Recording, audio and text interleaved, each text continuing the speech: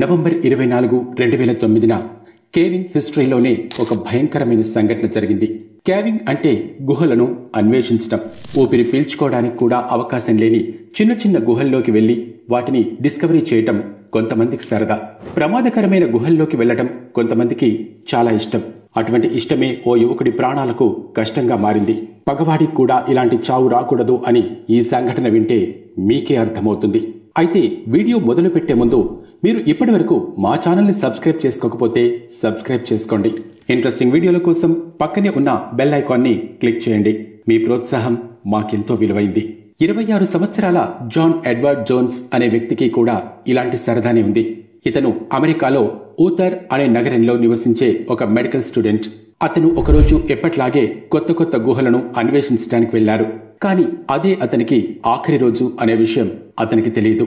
ఆ గుహే అతనికి ప్రాణాంతకంగా మారుతుందని, అతని సరదా ప్రాణాల మీదకు తెస్తుందనే విషయం అతను తెలుసుకోలేకపోయాడు.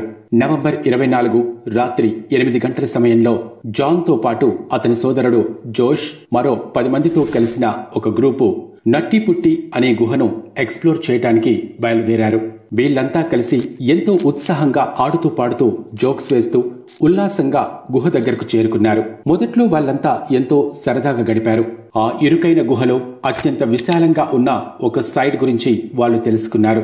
అయితే ఈ బాయ్స్ కి మధ్య చిన్న గొడవ జరిగింది. ఏదో పంతం మీద వాళ్ళు ఒకరినొకరు ఛాలెంజ్ చేసుకున్నారు. అత్యంత డేంజరస్ ప్లేస్ లోకి వెళ్ళాలి అని వాళ్ళు పోటీ పెట్టుకున్నారు. ఆ గుహలో అత్యంత ప్రమాదకరమైన ప్రదేశం బర్త్ క్యానల్. చాలా కొద్ది మంది మాత్రమే అక్కడ ఫిట్ అవుతారు. అందరికంటే ముందుగా జాన్ ఆ గుహ లోపలికి వెళ్ళడానికి సిద్ధమయ్యాడు. అతని వెనకే వాళ్ళ బ్రదర్ జోష్ కూడా వెళ్ళాడు. ఇలా ఆ గ్రూప్ కు చెందిన అందరూ కూడా వరుసగా ముందుకు నడుస్తూ ఉన్నారు. కొంత ముందుకు నడిచిన తర్వాత ఆ గుహ 2 మార్గాల్లోకి విడిపోయింది. ఎడమవైపు ఉన్న మార్గంలోకి జాన్ తో పాటు జోష్ కూడా వెళ్లిపోయారు. ఆ సమయంలో జాన్ కి తెలియని విషయం ఏంటంటే అతను వెళ్తున్న ఆ గుహ బర్త్ క్యానల్ కాదు. ఇంతకుముందు ఎవరూ కూడా అక్కడికి వెళ్ళలేదు. అది ఆ గుహలోనే అత్యంత ప్రమాదకరమైన ప్రదేశం. గుహలోకి అతను ముందుకు వెళ్తూ ఉన్న కొద్దీ ఆ గుహ చిన్నదైపోతూ ఉంది. కాళ్ళు చేతులు కదపడానికి కూడా జాన్ కి వీలవలేదు. ఇప్పటికే ఎన్నో గుహల్లో ప్రయాణించిన జాన్ కి ఒక విషయం మాత్రం బాగా అర్థమైంది. తాను ఆ గుహ మార్గంలో ఇరుక్కుపోయాడు కాబట్టి ఏదో ఓ రకంగా అక్కడి నుండి తప్పించుకోవలసి ఉంటుంది అని అతను అర్థం చేసుకున్నాడు. అక్కడి నుండి బయటపడటానికి కాస్త ప్లేస్ ఉంటుందేమోనని అతను అనుకున్నాడు. ఎవరైతే ఫ్లెక్సిబుల్ గా ఉంటారో వాళ్లు మాత్రమే ఆ ప్లేస్ లోకి వెళ్లగలరు. గతంలో కూడా ఒక 16 ఏళ్ల పిల్లాడు ఇదే ప్లేస్ లో ఇరుక్కుపోయాడు. అతను కేవలం 5 అడుగుల 7 అంగుళాలు ఉంటాడు. 14 గంటల పాటు కష్టపడి ఆ పిల్లాడిని బయటకు తీసుకురాగలిగారు. అయితే జాన్ మాత్రం 6 అడుగుల పొడవు ఉన్నాడు. అతను ఊపిరి తీసుకోవడానికి ప్రయత్నించినా సరే ఊపిరితిత్తుల మీద ఆ గుహ గోడల ఒత్తిడి తీవ్రంగా పడుతూ ఉంది. కాళ్ళు చేతులు మెల్లగా కదుపుతూ ఉన్న జాన్ కి అక్కడ ఒక హోల్ ఉన్నట్టు కనిపించింది. ఆ హోల్ లోపలికి వెళ్తే అక్కడి నుండి బయట పడవచ్చునేమోనని అతను అనుకున్నాడు. వెంటనే ఆ హోల్ లోపలికి వెళ్లాడు. కానీ అది డెడ్ ఎండ్ అనే విషయం అక్కడికి వెళ్లిన తర్వాత అతనికి అర్థమైంది. దాంతో అతను తలకిందులుగా ఆ బర్త్ కెనాల్ పక్కనే ఉన్న మార్గంలో ఇరుక్కుపోయాడు. కాళ్ళు చేతులు కదపలేకపోతూ ఉండటమే కాకుండా అతని మీద గ్రావిటీ కూడా పడుతూ ఉండటం వల్ల అతని పరిస్థితి క్షణ క్షణానికి దిగజారిపోతూ ఉంది.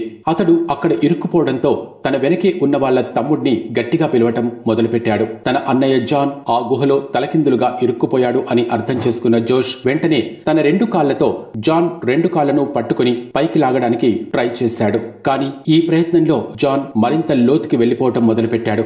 ఎంత ప్రయత్నించినా సరే జాన్ బయటకు రాకపోతూ ఉండటంతో వెంటనే అక్కడి నుండి వెళ్లి రెస్క్యూ టీమ్ హెల్ప్ అడగాలని అనుకున్నాడు. ఎంతో మంది ఎక్స్పర్ట్స్ ఇలాంటి ప్రాణాంతకమైన ప్రదేశాల నుండి ఎందరినో కాపాడారు.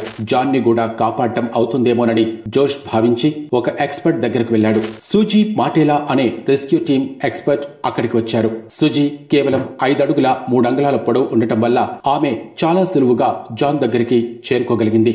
అయితే అక్కడికి వెళ్లి చూడగా జాన్ సిచ్యువేషన్ ఊహించిన దానికంటే ఘోరంగా ఉంది అనే విషయం ఆమెకు అర్థమైంది. అయినప్పటికీ కూడా అతన్ని తొందరగానే బయటకు తీసుకువస్తాను అని ఆమె అతనికి ఎంతో భరోసా ఇచ్చింది. సుజీ జాన్ ని బయటకు తీసుకురావడానికి ఎంతో ట్రై చేసింది. 2 గంటల పాటు ఆమె ఎంతగా కష్టపడినా సరే అతన్ని బయటకు తీసుకురాలి రాలేకపోయింది. దాంతో ఆమె ఆ గుహ నుండి బయటకు వెళ్లిపోయింది. గుహ బయట జాన్ భార్య పిల్లలతో పాటు మరో 30 మంది రెస్క్యూ టీం కూడా చేరుకున్నారు. అతన్ని బయటకు తీసుకురావడానికి వాళ్ళు ఎన్నో ఐడియాలు ఆలోచిస్తూ ఉన్నారు. జాన్ కాళ్లకు తాళ్లు కట్టి అతన్ని బయటకు తీసుకురావాలి అని చివరికి అందరూ నిర్ణయించుకున్నారు. ఒక రెస్క్యూ టీం మెంబర్ జాన్ కాళ్లకు తాడు కట్టి అతన్ని బయటకు తీసుకురావడానికి ట్రై చేశాడు. మరో ముగ్గురు ఆ తాళ్లను గట్టిగా లాగాలని అనుకున్నారు. కానీ ఇక్కడ మరొక ప్రాబ్లం కూడా ఉంది. ఆ మార్గం వంకిలా తిరిగి ఉండటం వల్ల తాడుని లాగటం చాలా కష్టంగా మారింది. అందువల్ల ఆ గుహ రంధ్రాన్ని మరింత పెద్దదిగా చేయాలని వాళ్ళనుకున్నారు. లేకపోతే ఆ గుహలో ఒక చిన్న రంధ్రం చేసి పుల్లింగ్ సిస్టమ్ ఏర్పాటు చేయాలని అనుకున్నారు. ఎలాగైతే మన బావిలో గిలక వేయటం వల్ల నీళ్లు తోడటం సులభం అవుతుందో అదే విధంగా అక్కడ ఒక పుల్లింగ్ సిస్టమ్ ఏర్పాటు చేయటం వల్ల జాన్ ను బయటకు లాగడం సులభం అవుతుంది అని వాళ్ళనుకున్నారు. అయితే ఇక్కడ వచ్చిన సమస్య ఏంటంటే డ్రిల్లింగ్ మిషన్ లోపలికి తీసుకురావడానికి గంట సమయం పడుతుంది. ఇక ఆ తర్వాత పుల్లింగ్ సిస్టమ్ ఏర్పాటు చేయడానికి ఇంకా చాలా సమయమే పడుతుంది. అంత సమయం పాటు జాన్ ప్రాణాలతో ఆ గుహలో ఉండే అవకాశం లేదు. అక్కడికి జాన్ ని కాపాడటానికి వచ్చిన వాళ్ళల్లో ఒక డాక్టర్ కూడా ఉన్నారు. జాన్ తలకిందులుగా ఉన్నాడు అనే విషయం ఆ డాక్టర్ కి తెలియగానే జాన్ బాడీలో ఉన్న రక్తం మొత్తం అతని తలలోకి అతని ఊపిరితిత్తుల్లోకి వెళ్లిపోతుంది అని ఆయన చెప్పారు. మన శరీరం ఇలాంటి బ్లడ్ ఫ్లో తట్టుకోలేదు. ఒకవేళ మనం అతన్ని తొందరగా బయటకు తీయకపోతే అతను హార్ట్ అటాక్ తో చనిపోయే అవకాశం ఉందని ఆ డాక్టర్ చెప్పారు. వెంటనే అక్కడకు జాన్ ని కాపాడటానికి వచ్చిన వాళ్ళందరూ అతన్ని వేగంగా బయటకు లాగడానికి ప్రయత్నించారు. ఎన్నో గంటల పాటు ప్రయత్నించిన తర్వాత మోకాళ్ల వరకు జాన్ ని బయటకు లాగారు. అంతలో అతని ముఖం అక్కడ ఉన్న రెస్క్యూ టీం కి కనిపించింది. అతని కళ్ళు ముఖం మొత్తం ఎర్రగా మారిపోయినట్టు వాళ్ళు గుర్తించారు. వాళ్ళందరూ మరింత తొందరగా జాన్ ని బయటకు లాగడానికి ట్రై చేశారు. అయితే అతని కాళ్లు ఆ గుహ గోడలకు గుద్దుకుంటూ ఉన్నాయి. అతను పక్కకు తిరగడానికి కూడా అక్కడ ప్లేస్ లేకుండా ఉంది. ఆ రెస్క్యూ టీం మెంబర్ జాన్ ని మరింత లాగుతూ ఉండగా ఒక్కసారిగా అతను స్పృహ తప్పి పడిపోయాడు. కాసేపటికి స్పృహ వచ్చిన తర్వాత ఆ రెస్క్యూ మెంబర్ జాన్ ని చూసి షాక్ అయ్యాడు. ఎందుకంటే జాన్ తల నుండి రక్తం కారటం మొదలైంది. అంతేకాకుండా మొదట ఏ ప్లేస్ లో ఉన్నాడో అదే ప్లేస్ లో జాన్ తిరిగి పడిపోయాడు. అక్కడే జాన్ ఇరుక్కుపోవటమే కాకుండా అతని బాడీ కూడా ఎలాంటి ప్రతిస్పందన లేకుండా ఉంది. కానీ జాన్ బాడీలో ఇంకా ప్రాణం మిగిలే ఉంది అనే వాళ్ళు గ్రహించారు. వెంటనే ఒకరి తర్వాత మరొకరుగా రెస్క్యూ టీం సభ్యులందరూ కూడా జాన్ ను కాపాడడానికి ఎంతో కృషి చేశారు. ఇలా 28 గంటలు గడిచిపోయాయి. నవంబర్ 25, 2009 రాత్రి 11:56 జాన్ ఊపిరి ఆగిపోయింది. కానీ అతను చనిపోయాడు అనే విషయాన్ని అంగీకరించడానికి అతని కుటుంబ సభ్యులు మాత్రం సిద్ధంగా లేరు. అతను చేసిన ఒక చిన్న తప్పు వల్ల అతను ప్రాణాలు కోల్పోవలసి వచ్చింది. చనిపోయిన జాన్ డెడ్ బాడీని అతని కుటుంబ సభ్యులకు అప్పగించడానికి రెస్క్యూ టీం ఎంతగానో ట్రై చేశారు. అయితే జాన్ బాడీ ఆ గుహలో చాలా ఘోరంగా ఇరుక్కుపోవటం వల్ల అతని శరీరాన్ని 2 ముక్కలు చేస్తే తప్పించి అతన్ని బయటకు తీయటం సాధ్యం కాదు. ఇది ఏమాత్రం సరికాదు అని గ్రహించిన పోలీసులు కూడా జాన్ డెడ్ బాడీని ఆ గుహలోనే ఉంచేశారు. ఆ తర్వాత ఈ గుహను పూర్తిగా సిమెంట్ తో క్లోజ్ చేసేశారు. ఇప్పటికీ కూడా జాన్ జోన్స్ డెడ్ బాడీ ఆ గుహలోనే ఉండిపోయింది. ఈ కథ ఈ మధ్యనే మలయాళంలో హిట్ అయిన మంచు మేల్ బాయ్స్ స్టోరీకి సిమిలర్ గా అనిపిస్తుంది కదా. సాహసాలను ఇష్టపడే వాళ్లకు ప్రాణాల మీదకు తెచ్చుకోవటం సరదా కాబోలు. ఇప్పటికే ఇలాంటి ప్రాణాంతకమైన సాహసాలు చేసి ఎంతో మంది చనిపోయారు. జాన్ కి పట్టిన గతి పగవాడికి కూడా రాకూడదు. ఈ వీడియో మీద మీ అభిప్రాయం ఏంటో కామెంట్ సెక్షన్ లో తెలియచేయండి. మా వీడియో మీకు నచ్చినట్లయితే మా వీడియోకి ఒక లైక్ చేయండి. అలాగే ఈ వీడియోను మీ ఫ్రెండ్స్ కి షేర్ చేయండి. మా ఛానల్ ని ఇంకా సబ్స్క్రైబ్ చేసుకోకపోతే వెంటనే సబ్స్క్రైబ్ చేసుకోండి. Thanks for watching.